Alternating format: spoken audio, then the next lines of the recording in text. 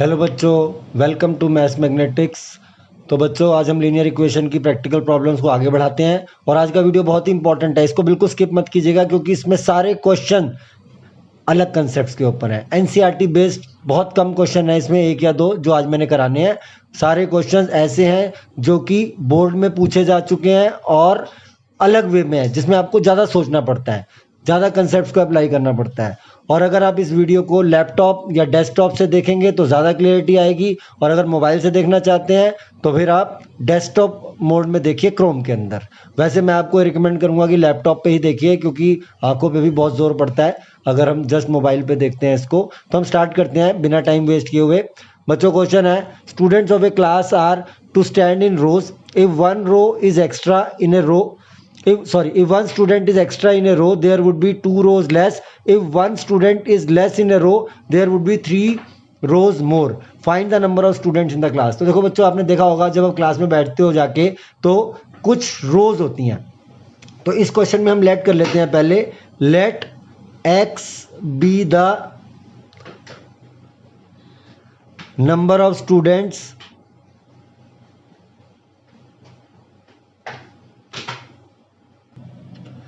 तो बच्चों हमने लेट कर लिया, let x be the number of students in one रो।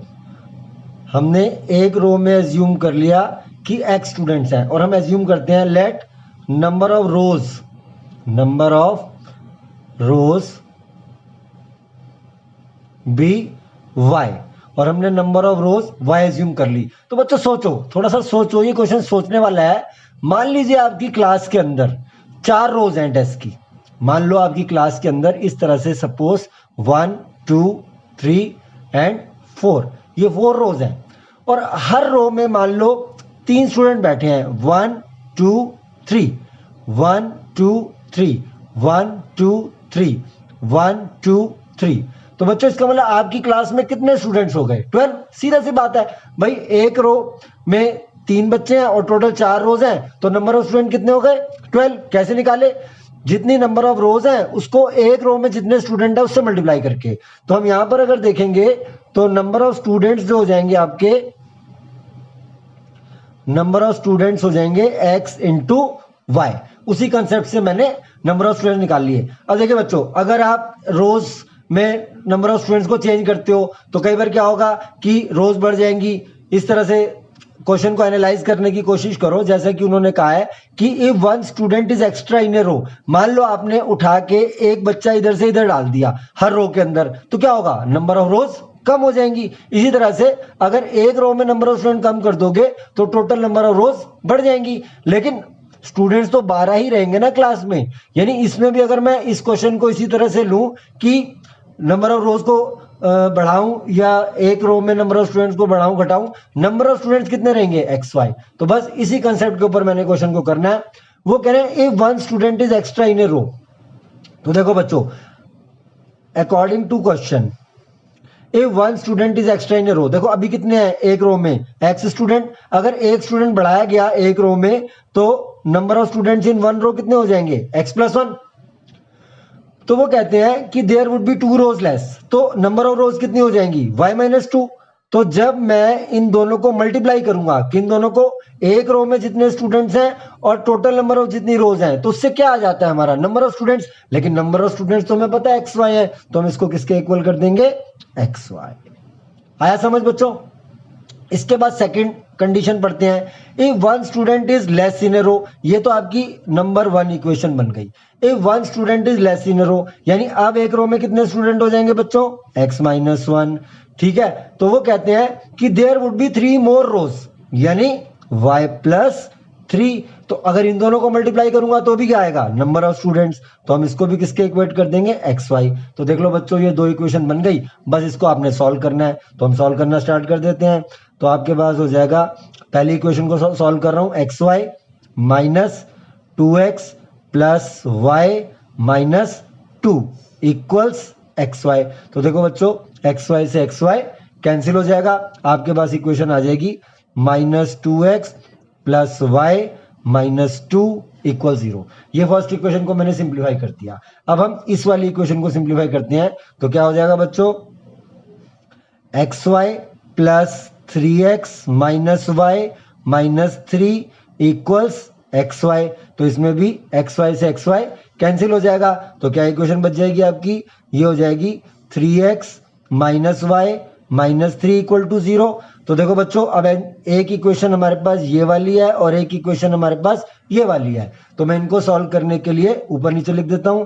तो ये हो जाएगा minus 2x plus y minus 2 equals 0। तो देखो बच्चों, अब इसमें y के कोफिशिएंट ऑलरेडी इक्वल हैं, तो मुझे जस्ट इसको ऐड करना है। हमने इसको ऐड किया, ये कैंसिल हो गया। 3x माइनस 2x कितना हो गया बच्चों, x, और माइनस 3 माइनस 2 माइनस 5 इक्वल 0, यानी x की वैल्यू आ गई आपके पास 5। बस अब हम x की वैल्यू किसी भी इक्वेशन में पुट कर लेते हैं। तो चलो इसमें कर लेते हैं, ऊपर वाली में कर लेते हैं। तो ये हो जाएगा 3 into 5 minus y minus 3 equal to 0। तो आपके पास हो जाएगा 15 माइनस 3 12, तो आपकी y की वैल्यू आ जाएगी 12। तो देखो बच्चों, हमारे पास आ गया कि एक रो में कितने स्टूडेंट आए 5 और नंबर ऑफ रोज कितनी आई 12। आपसे क्वेश्चन में पूछा है नंबर ऑफ स्टूडेंट्स, तो देयरफॉर जो नंबर ऑफ स्टूडेंट्स हो जाएंगे आपके, वो हो जाएंगे 5 इंटू 12 दैट इज 60। तो देखो सिंपल क्वेश्चन था, आपने कंसेप्ट यूज किया। उन्होंने कहा कि नंबर ऑफ स्टूडेंट्स एक रो में बढ़ाए या घटाए, उससे रोज बढ़ेंगी या घटेंगी, लेकिन नंबर ऑफ स्टूडेंट्स हमेशा एक्स वाई रहेंगे। तो उस कंसेप्ट को लेके हमने सॉल्व कर दिया। तो मुझे उम्मीद है ये क्वेश्चन आपको समझ आ गया होगा अच्छी तरह से। अब हम नेक्स्ट क्वेश्चन करते हैं, लेकिन बच्चों ज्यादा से ज्यादा मेरे इस चैनल को शेयर करो अपने फ्रेंड्स के साथ, अपने कजन्स के साथ, जो कि 10th में हो या 11th में हो या 12th में हो, या जिनको मोटिवेशन की जरूरत है, क्योंकि मैं इसमें धीरे धीरे मोटिवेशनल वीडियोस भी डालने वाला हूं, क्योंकि पढ़ाने के साथ साथ मोटिवेशन की भी उतनी जरूरत होती है। अगर आप मोटिवेटेड रहोगे, हमेशा पॉजिटिव रहोगे, तो आप हमेशा ही एक ऐसी फ्रीक्वेंसी पे वाइब्रेट करते रहोगे कि आप देखते हो कि नॉर्मली आपसे एरर्स हो जाती हैं, थोड़ी छोटी मोटी सिली मिस्टेक्स कहते हैं जिसको, वो होनी भी बंद हो जाएंगी। हमेशा मोटिवेटेड रहना है, हमेशा पॉजिटिव रहना है। तो अब मैं नेक्स्ट क्वेश्चन स्टार्ट करता हूं आपका। तो देखो बच्चों, नेक्स्ट क्वेश्चन में लिख दिया है, taxi fare consists of a constant charge together with charge for the distance covered. A person traveling 15 kilometer pays rupees 115 and person traveling 27 kilometer pays rupees 199. Find the charge one will have to pay for a journey of 15 kilometre. तो देखो बच्चों, आप auto में बैठते हो या taxi में बैठते हो, तो आपने देखा होगा कि जैसे ही वो मीटर ऑन करता है, उसके ऊपर एक फिक्स रीडिंग आ जाती है पहली। तो ये क्वेश्चन भी कुछ उसी तरह का है कि जैसे मीटर ऑन होगा, उसके ऊपर सर्टेन अमाउंट आ जाएगा और उसके बाद सर्टेन किलोमीटर के हिसाब से वो पे करेगा। तो हम इसमें लेट कर लेते हैं पहले सॉल्यूशन में, लेट फिक्स चार्ज, जो कि स्टार्टिंग से ही आ जाएगा एकदम। फिक्स चार्ज हमने एज्यूम कर लिया x रुपीस। बच्चों आजकल तो रुपीस का सिंबल आ गया, हमारी हैबिट नहीं है वो बनाने की, हम तो ऐसे ही लिखते हैं स्टार्टिंग से। Let fix charge is x rupees, और डिस्टेंस या चार्ज पर किलोमीटर, जो पर किलोमीटर आप पे करोगे, चार्ज पर किलोमीटर, ये आपका हो जाएगा y रुपीस। तो देखो बच्चों, आप किस तरह से पेमेंट करोगे उसको, ये x रुपीस तो आना ही आना है आपका। उसके अलावा आप अगर 1 किलोमीटर ट्रेवल करते हो तो y रुपीस देते हो। अब क्वेश्चन में आओ, देखो 115 रुपीस दिए हैं आपने 15 किलोमीटर ट्रेवल करने के लिए। तो इसमें क्या होगा, according to question 15 kilometre travel करने के लिए आपको x रुपीस तो देने ही थे पहले से, प्लस 15y, क्योंकि 1 किलोमीटर का y रुपीस दे रहे हो, तो 15 किलोमीटर का कितना दोगे 15y, और ये टोटल मिला के आपने कितना पे किया है 115। सेकंड इक्वेशन भी ऐसे ही बन जाएगी, x तो देना ही देना है, उसमें 27 किलोमीटर का डिस्टेंस ट्रेवल हुआ है और उसमें आपने टोटल 199 रुपीस पे किए हैं। बच्चों एक बात और समझाना चाहूंगा, आप इन क्वेश्चंस को समझिए, अभी कॉपी पेन उठा के लिखने मत बैठ जाइए, क्योंकि एक ही टाइम पे दो काम नहीं होते, एक टाइम पे एक ही काम होता है। आप समझ लीजिए, समझने के बाद आप क्वेश्चन को अपने हाथ से कीजिए, क्योंकि हमारे को जब स्कूल में हमारे टीचर्स पढ़ाया करते थे तो वो मना करते थे लिखने के लिए, कि जब समझते हो एक टाइम पे एक ही काम, हमारा ब्रेन एक टाइम पे एक ही, मतलब मल्टी फंक्शनल नहीं है ब्रेन हमारा। हम अगर लिखेंगे तो हमारा ध्यान लिखने में चला जाएगा और कंसेप्ट मिस हो जाएंगे, तो वो काम आपको नहीं करना है। तो अब देखो x के कोफिशिएंट ऑलरेडी इक्वल है, हम इसको सब्ट्रैक्ट कर रहे हैं, तो ये हो जाएगा -12y इक्वल्स, जब आप इसमें से माइनस करोगे तो ये आ जाएगा माइनस का 84, माइनस से माइनस कैंसिल, तो y की वैल्यू आ गई 7 रुपीज, यानी 1 किलोमीटर ट्रेवल करने पे 7 रुपीज देने हैं। अब मैं x की वैल्यू कैलकुलेट कर लेता हूं, तो बच्चों x की कैलकुलेट करेंगे तो क्या आ जाएगा 15 इंटू 7 इक्वल्स 115, तो x की वैल्यू आ जाएगी, ये 105 हो गया, तो x की वैल्यू आप कैलकुलेट कर लेंगे वो आ जाएगी 10 रुपीज। अब क्वेश्चन में ये पूछा गया था आपसे कि अगर उसे 50 किलोमीटर ट्रेवल करना हो तो कितना अमाउंट पे करना पड़ेगा, तो amount to be paid to travel 50 kilometre, ये आपका आ जाएगा x प्लस 50y। सिर्फ कंसेप्चुअल अप्रोच थोड़ा सा सोचना है, क्वेश्चन बहुत इजी होते हैं, तो आपके पास आ जाएगा 10 प्लस 50 इंटू 7, तो बच्चों कितना आ जाएगा ये 360 रुपीज। तो आपको 360 रुपीज पे करने पड़ेंगे 50 किलोमीटर ट्रैवल करने के लिए। अब हम नेक्स्ट क्वेश्चन पे आ जाते हैं। सारे क्वेश्चन इंपॉर्टेंट है, स्किप मत करना बिल्कुल भी वीडियो को, क्योंकि इस बार मैं क्वेश्चन आपको एनसीईआरटी के बाहर से भी करा रहा हूं। अब देखो बच्चों, ये क्वेश्चन है, a man wanted to exchange ₹1000 in two types of notes of ₹5 and ₹10.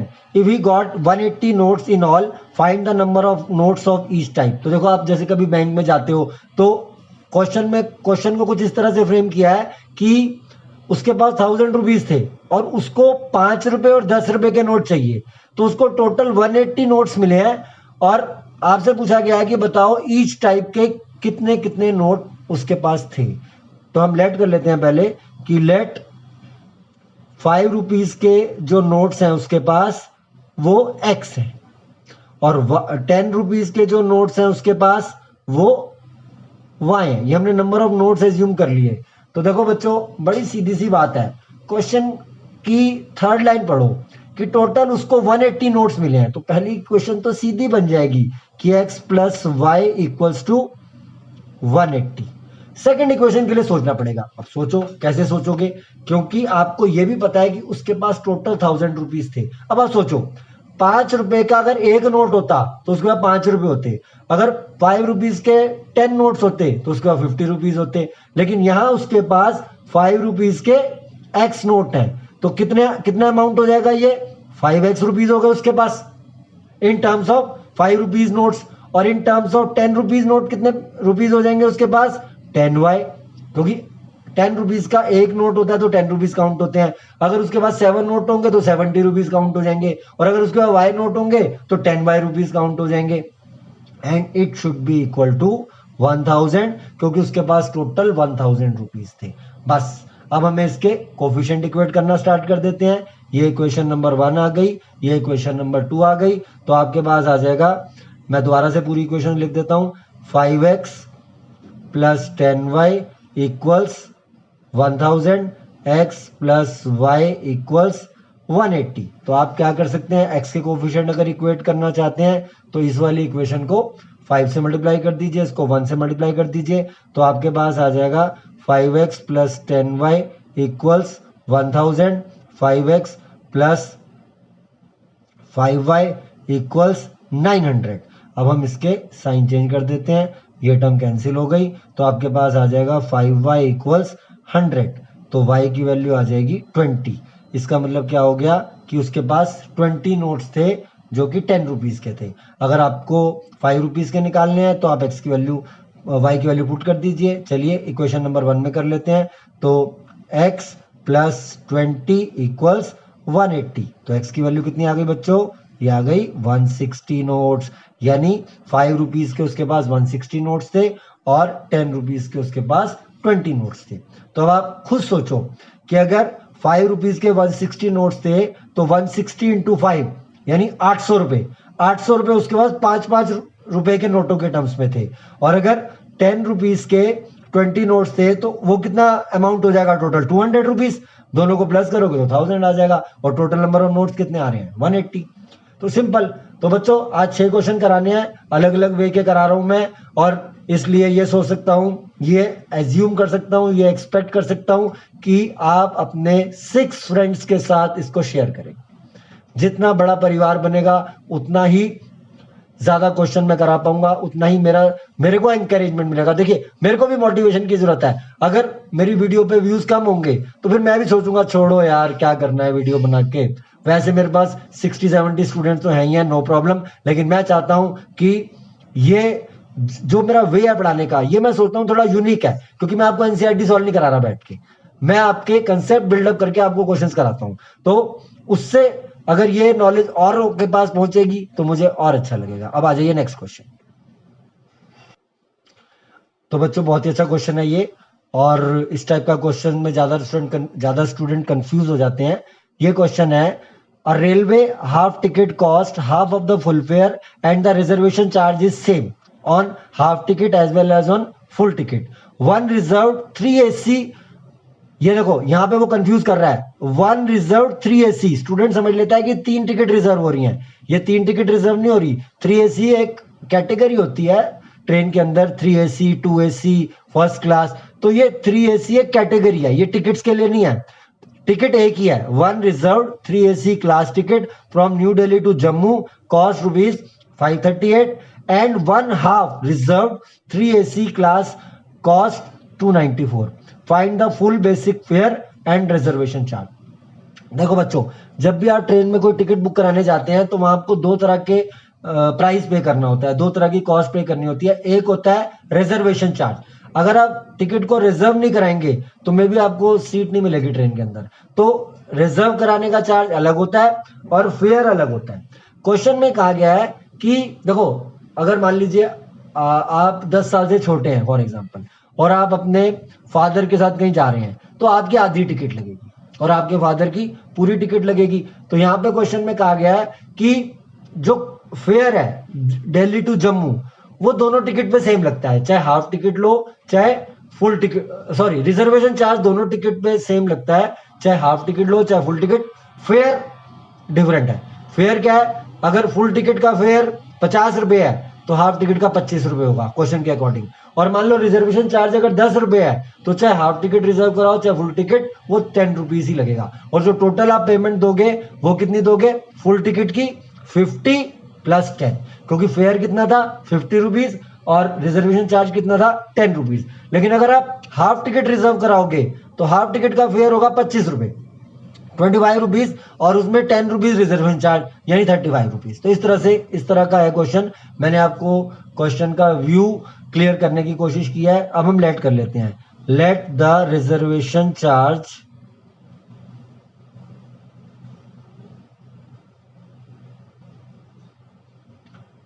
X rupees और let the full fare, full ticket fare. अब बच्चों ज्यादातर हम दूसरे वेरिएबल को y लेते थे, लेकिन मैं यहाँ पे 2y लूंगा। बहुत ही ब्यूटीफुल क्वेश्चन है ये। 2y क्यों लूंगा, क्योंकि मुझे हाफ टिकट का फेयर भी चाहिए। अगर मैं इसको y ले लूंगा तो फिर हाफ टिकट का y/2 लेना पड़ेगा, उससे फ्रैक्शन आ जाएगा, तो आपको थोड़ा सा इनकन्वीनियंस हो जाता है सॉल्व करने में। तो अगर फुल टिकट का फेयर 2y रुपीज है तो देयरफॉर हाफ टिकट का जो फेयर हो जाएगा, हाफ टिकट फेयर, ये आपका हो जाएगा y रुपीज। बस अब इस क्वेश्चन में कुछ नहीं बचा। देखो बच्चों, अगर आपको हाफ टिकट रिजर्व करानी है, अगर मैं क्वेश्चन की सेकंड कंडीशन देखूं उसमें हाफ टिकट रिजर्व हो रही है, तो हाफ टिकट रिजर्व कराने के लिए आप क्या पे करोगे, जो रिजर्वेशन चार्ज है और जो फेयर है, यानी अकॉर्डिंग टू क्वेश्चन ये हो जाएगा x प्लस वाई। देखिए ये हाफ टिकट का रिजर्वेशन चार्ज हो गया, ये हाफ टिकट का फेयर हो गया, ये टोटल कितना है आपका 294। और अगर आपको फुल टिकट रिजर्व करानी है तो x तो आप उसमें भी पे करोगे, लेकिन उसमें फेयर करोगे 2y रुपीज। और आपको क्वेश्चन में गिवन है कि आपने 538 रुपीज पे किया है, तो उसको हम 538 के इक्वेट कर देंगे। तो देखो बच्चों, x के कोफिशिएंट ऑलरेडी इक्वल है, सिर्फ साइन चेंज करना है, ये कैंसिल हो गया, माइनस वाई इक्वल टू, अब आप इसमें से माइनस कर दीजिए, तो जो भी माइनस करके आ जाएगा आपका कर देते हैं। चलो 8 में से 4 माइनस किए 4, 12, और ये हो जाएगा आपका, एक सेकंड माइनस कर देते हैं इसको।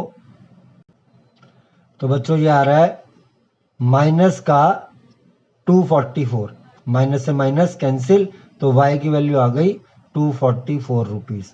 यानी ये फेयर आ गया हाफ टिकट का, क्योंकि y क्या लिया हुआ हमने, हाफ टिकट का फेयर। तो देयरफॉर पहले y की वैल्यू पुट कर लेते हैं, तो x प्लस 244 इक्वल टू 294, तो x की वैल्यू आ गई 50 रुपीज। तो देयरफॉर हमें फुल फेयर का, हमें find the full basic fare and reservation charge. Reservation charge 50 rupees निकल गया है। फुल फेयर जो होगा बच्चों वो आपका होगा 2y, यानी 2 इंटू 244, यानी कि ये आपका आ जाएगा 488 रुपीज।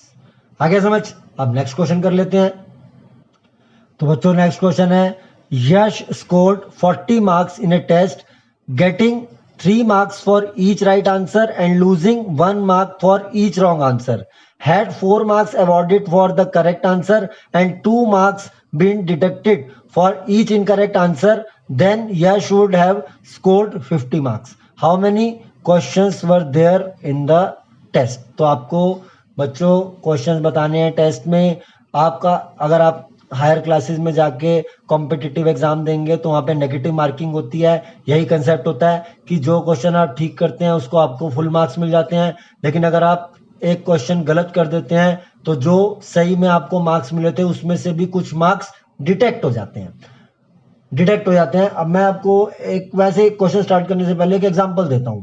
मान लो फॉर एग्जांपल 4 मार्क क्वेश्चंस हैं, 4 मार्क क्वेश्चंस हैं, और मैं आपको कहता हूं कि अगर आप क्वेश्चन को सही करेंगे तो आपको 4 मार्क्स मिल जाएंगे, अगर आप क्वेश्चन को गलत करेंगे तो आपका 1 मार्क डिटेक्ट हो जाएगा, यानी आपका 1 मार्क सही में से कम कर दिया जाएगा। तो जैसे फॉर एग्जांपल आप टोटल मान लीजिए 9 क्वेश्चंस अटेम्प्ट करते हैं फॉर एग्जांपल, या ये एज्यूम कर लो कि वहां पे 9 ही क्वेश्चंस हैं, आप 9 क्वेश्चन अटेम्प्ट करते हैं और उसमें से समझ लो कि आपके 6 करेक्ट हैं फॉर एग्जांपल, मान लो उसमें से 6 करेक्ट हैं, तो और मान लो कि 3 इनकरेक्ट हैं। आपने 9 क्वेश्चन अटेम्प्ट किए और उसमें से 3 इनकरेक्ट हैं, तो आपको कितने मार्क्स मिलेंगे? तो बड़ा सीधा सा कंसेप्ट होगा उनका, वो आपको 6 करेक्ट क्वेश्चंस के 4 मार्क्स के अकॉर्डिंग आपको 24 मार्क्स दे देंगे। आपको 24 मार्क्स मिल गए, लेकिन आपने 3 गलत कर दिया, और मान लो कि इनकरेक्ट क्वेश्चन पे वो आपके 2 मार्क्स डिटेक्ट करते हैं, फॉर एग्जांपल 1 भी कर सकते हैं, मान लो 2 डिटेक्ट करते हैं, 2 माइनस करते हैं, तो 3 2 से, क्योंकि आपने 3 गलत कर दिए हैं और एक गलत करने पे आपको 2 मार्क्स माइनस हो रहे हैं, तो 3 गलत करने पे आपको 6 माइनस हो जाएंगे, यानी आपको 18 मार्क्स ही मिलेंगे। तो इस तरह से होता है। आगे जब कॉम्पिटिटिव एग्जाम दोगे, जेई मेन के या नीट के, कोई भी एमसीक्यू वाला पेपर दिया जाता है तो उसमें नेगेटिव मार्किंग रखी जाती है। क्यों रखी जाती है? ताकि आप तुक्के लगाने की कोशिश ना करें ज्यादा, क्योंकि तुक्के लगाते हो तो उसमें आपका नुकसान हो जाता है। अब सोचो अगर आपने ये 3 क्वेश्चंस अटेम्प्ट ही ना किए होते, आपने 6 ही किए होते, तो आपको 24 मिल जाते।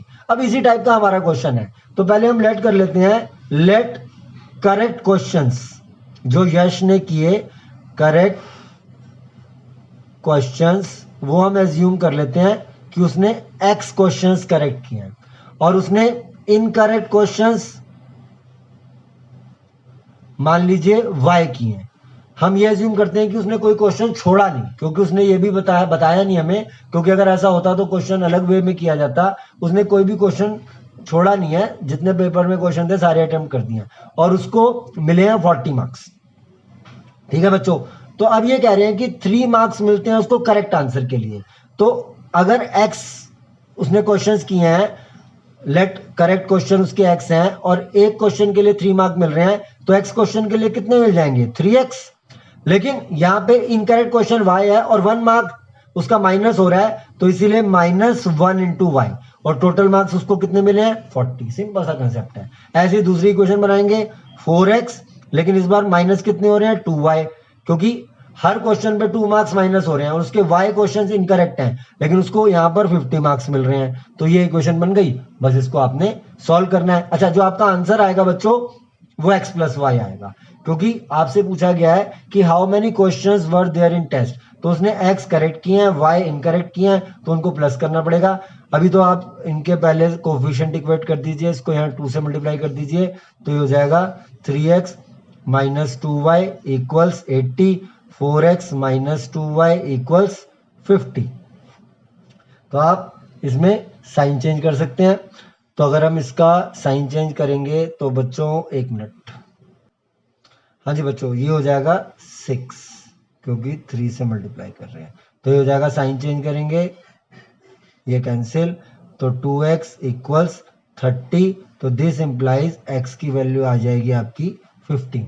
x पुट कर देते हैं किसी भी इक्वेशन में, तो यहाँ पे अगर आप 15 पुट कर देंगे तो y की वैल्यू आ जाएगी 5। तो इसका मतलब क्वेश्चंस कितने हो जाएंगे, therefore total number of questions ये आपके हो जाएंगे 15 + 5 दैट इज 20। आगे बच्चों समझ। इसके बाद हम एक क्वेश्चन और करते हैं।